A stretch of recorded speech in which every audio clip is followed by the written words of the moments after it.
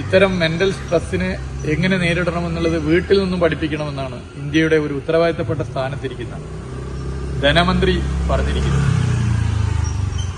ഇതുമായി ബന്ധപ്പെട്ട് ഒരു ഭാഗത്ത് അന്വേഷണം പ്രഖ്യാപിച്ചിരിക്കുകയാണ്. ഒരു മന്ത്രി ഇങ്ങനെയൊരു നിലപാടെടുക്കുന്നത്.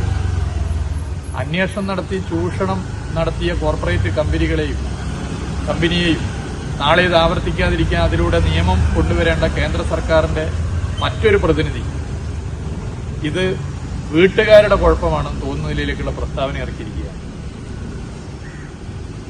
ഇതുപോലുള്ള ആളുകളുടെ മരണത്തിന്റെ എണ്ണം വർദ്ധിച്ചിരിക്കുകയാണ്.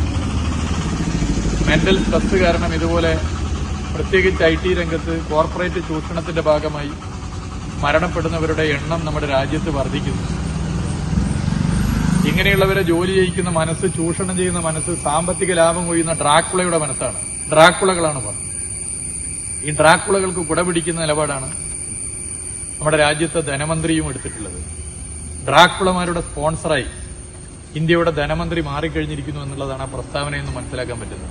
അവർ മാപ്പ് പറയണം, പ്രസ്താവന പിൻവലിക്കാൻ തയ്യാറാവണം. വീട്ടുകാരെ കുറ്റപ്പെടുത്തി യഥാർത്ഥ വിഷയങ്ങളൊന്നും രക്ഷ നേടാനുള്ള ശ്രമം അവസാനിപ്പിക്കണം. കോർപ്പറേറ്റ് കമ്പനികൾക്ക് ദാസ്യവേല ചെയ്യുന്ന നിലപാടിൽ നിന്നും ധനമന്ത്രി പിറകോട്ട് പോകണം. ഇത് നാളെ നമ്മുടെ രാജ്യത്ത് ഉണ്ടാവാൻ വേണ്ടി പാടില്ല.